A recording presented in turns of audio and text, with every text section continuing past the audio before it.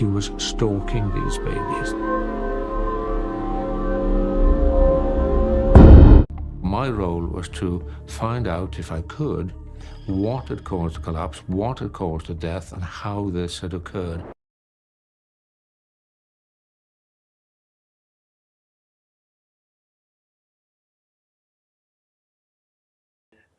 I received a copy of the clinical notes of over 30 babies who'd either died or had collapsed during between January 2015 and July 2016. And I looked at all of them. Some of these cases, you could understand why the babies had died. They died from the usual problems of small babies, hemorrhage, infection, some congenital problem, for instance.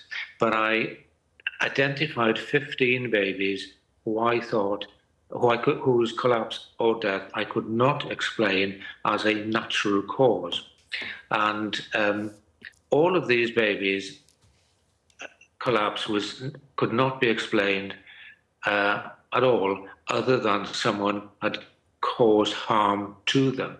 I couldn't think of another cause, quite frankly.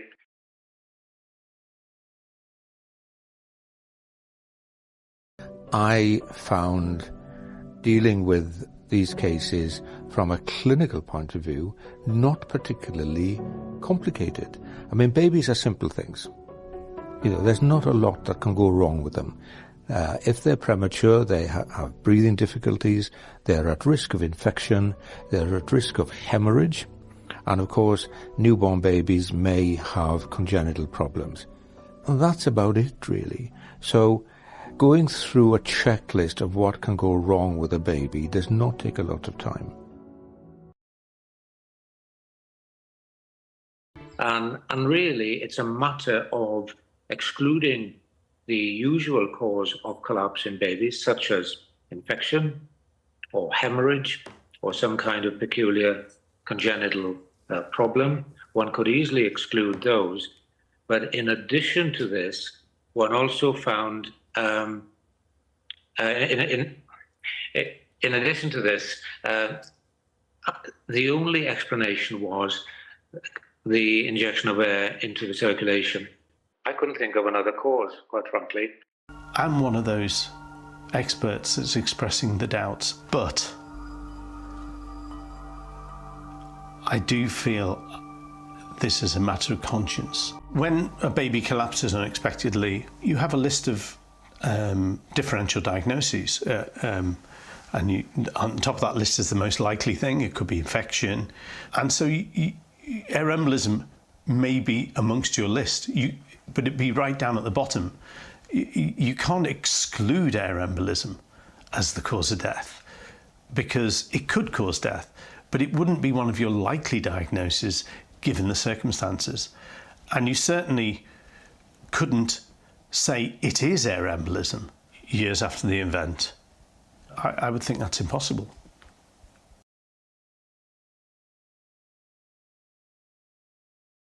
Almost immediately, he found reason to be suspicious. I read about this in May 2017, and I drove up from Carmarthen to meet with them in July and said, look, I'll just come up and talk to you. Get me a couple of case notes just to give me an idea of what's going on, and then we'll take it from there. And the case note I got was of the last murder case, but one actually. And this is the baby who was a triplet, and where the post-mortem showed serious abnormalities of the liver. Immediately, I think within 10 minutes or so of arriving and having a look at these notes and over the coffee, I felt, oh my God, this baby is the victim of inflicted injury. So it took you 10 minutes to decide that this baby had been put in harm's way? Yes, yes. There was evidence that this baby had been put in harm's way, as far as I could tell, straight away.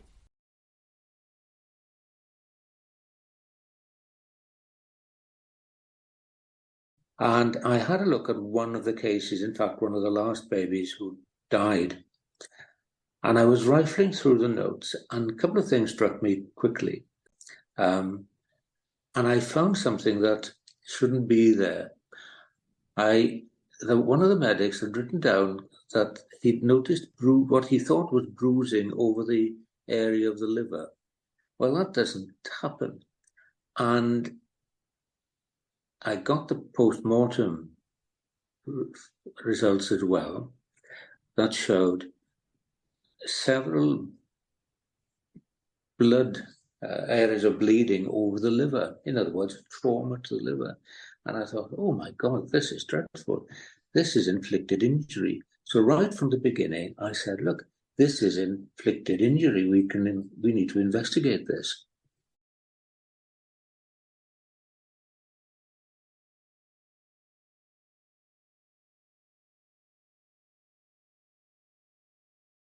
He's a very well-known, very well-respected medical expert, particularly in this sphere, and the people he's brought together, as you will hear in a minute, are a spectacularly high-ranking bunch of world-class experts. But with no more ado, may I introduce Dr. Shoo Lee, the star of today's show. Thank you. So the International Expert Panel is an independent panel of some of the most experienced and distinguished neonatologists and pediatric specialists in the world. Our objective was to provide an impartial, evidence-based report about the causes of death or injury among the patients in the Lucy Letby case. The panel comprises 14 very experienced and well-known experts from highly prestigious institutions in 6 countries around the world, including Canada, the United States of America, Japan, Germany, Sweden, and the United Kingdom. They include 10 neonatologists, 1 pediatric surgeon, 1 pediatric infectious disease specialist, 1 senior neonatal intensive care nurse, and 1 other pediatric specialist.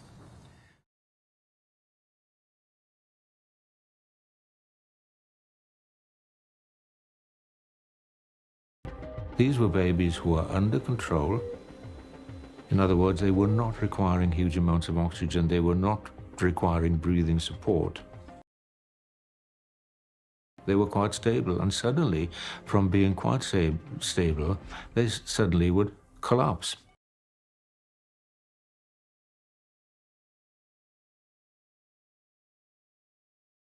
Phrases such as, "the baby was really, really well," were given by the prosecution expert witnesses on several occasions for several of the babies. And it was my view, and is my view, that they weren't really, really well. They had signs of significant illness. And after ruling out all other possibilities, Dr. Evans arrived at the only explanation he found plausible. There must have been foul play. What did you think was going on? Yeah, you really had to think the unthinkable. So it took you 10 minutes to decide that this baby had been put in harm's way? Yes, yes. I couldn't think of another cause, quite frankly. You should never, as a clinician, decide that you don't know the cause of death. What you should never do is to say, well, this baby has died. I've no idea why he's died. It's all a bit unusual, but there we are. That, to me, is not clinically acceptable. And by this time, the clinicians, to be fair, were suspecting Lucy Letby because she was the nurse in charge of all of these babies. But what they failed to do was to reach a diagnosis. In other words, they were unable to diagnose the cause of death. I don't think that because you can't explain something means that Lucy Letby was guilty of assaulting those babies. A member of the panel, Professor Nina Modi, is a top neonatologist in the UK. What did you discover? What jumped out at us, absolutely jumped out at us, were these very, very plausible alternative explanations that did not involve malfeasance of any kind, did not involve wrongdoing of any kind. What was she doing to these babies? Lucy Letby harmed babies in a number of ways. She harmed babies by injecting air via syringe into the bloodstream. She harmed other babies by giving a large amount of milk, or probably milk and air, into the stomach.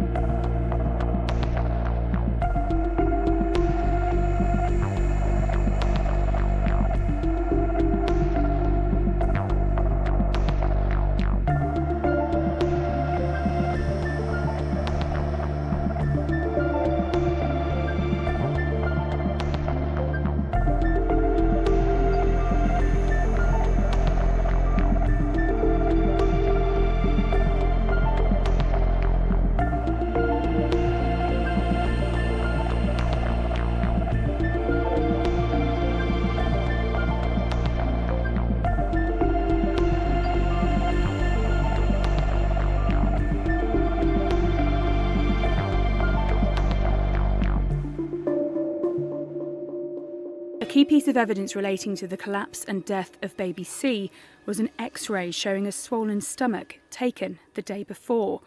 At trial, Dr. Evans says this was most likely due to deliberate pumping of air into his feeding tube. But as part of an investigation, the BBC's File on 4 claimed Dr. Evans had changed his mind about this after the show revealed that Letby was not working at the hospital when the X-ray was taken.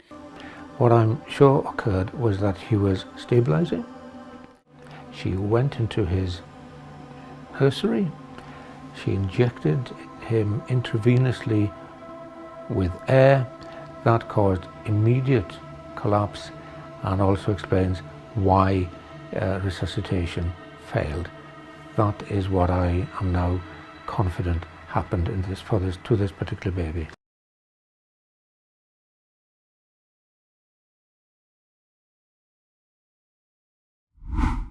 And she'd harmed some babies by injecting them with insulin. These babies died or fell ill through natural causes or through lack of proper medical care. Was that your conclusion? That was our conclusion, that's right. I couldn't think of another cause, quite frankly. This was so obvious as to have us falling off our chairs. She's the worst female serial killer in English history. Do you have any fear that you have got this wrong? No. If it wasn't Lucy Letby, what happened? These babies were vulnerable, they were frail, and they suffered from a range of conditions, some of which were quite common in neonatal intensive care, but some of which were very rare indeed. But they found themselves in what we call a level 2 neonatal unit. That's not a neonatal unit that is staffed or equipped to cope with babies with this degree of illness and vulnerability. And yet that is where they were cared for. She was convicted of 7 murders and several attempted murders, and the evidence was overwhelming and consistent. We did not find any murders. In all cases, death or injury were due to natural causes or just bad medical care. Lucy was charged with 7 murders and 7 attempted murders. In our opinion, the medical evidence doesn't support murder in any of these babies, just natural causes and bad medical care. So we had babies who were just dying unexpectedly. There was only one nurse on duty, and that was Lucy Letby. You have to accept, of course, that just because she was there does not mean that she murdered those babies. That is absolutely correct. The evidence of criminality was based on the clinical information, how these babies died. I couldn't think of another cause, quite frankly. That there was no medical evidence to support malfeasance causing death or injury in any of the 17 cases in the trial. And the accumulation of information gathered by the police that placed her at the scene of the crime. Just because she was there does not mean that she murdered those babies. That is absolutely correct. That panel says it finds no case of murder for any of the babies that died and no intentional harm against the babies who collapsed. What is your response to their conclusion? I think that the collective opinions of the panel is about as weak a group of opinions that I've ever seen.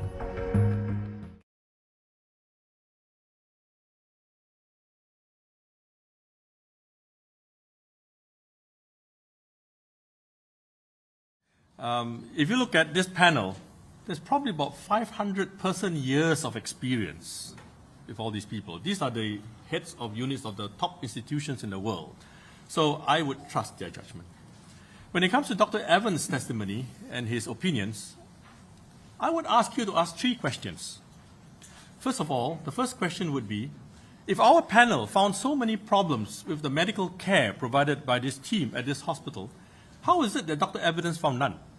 Because in none of the 17 cases did he even identify one problem with the medical care provided at the hospital. The second question I would ask is this. He seemed to be rather selective in his use of information. So if he wasn't selective, if all the information was used, in fact, you would come to a very different conclusion than what he came to. Just take, for example, the case of the hypoglycemia, where he said there was no sugar for 2 hours and the blood sugar grows, therefore it must be insulin. In fact, he missed the one important value, which was at 11:46, showing that the blood sugar, in fact, did not rise. So was he just careless, or was it deliberate? The next question that I would ask is, even when there's an obvious cause of death, why did he go around looking for malfeasance? So I would ask you to ask these 3 questions, and ask Dr. Evans that. If you can answer those 3 questions, I think you have the answer to your question. But the man who ruled murder was the only explanation. I couldn't think of another cause, quite frankly. The prosecution's lead witness, Dr. Dewi Evans, stands by his findings. So the call for a retrial, what's your position on that? They've reached a different opinion. Their barrister is saying there's new evidence. There is no new evidence, there's only new opinion. And the opinion has not been tested in court. This is how your theories have been described by various medical experts. They're described as nonsensical, rubbish, ridiculous, implausible, fantastical, and even complete bollocks. Yes, well, I think that says everything, doesn't it? Who are these people and where have they been over the last 8 years?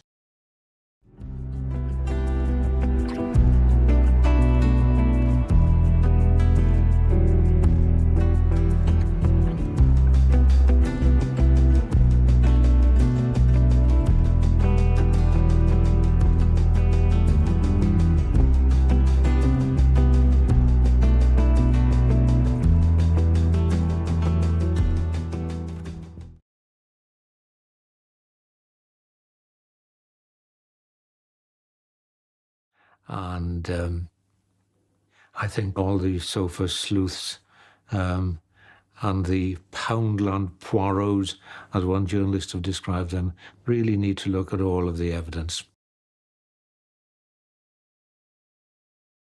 In your opinion, are there other babies who died, other babies who were hurt at the hands of Lucy Letby that she has not been convicted of?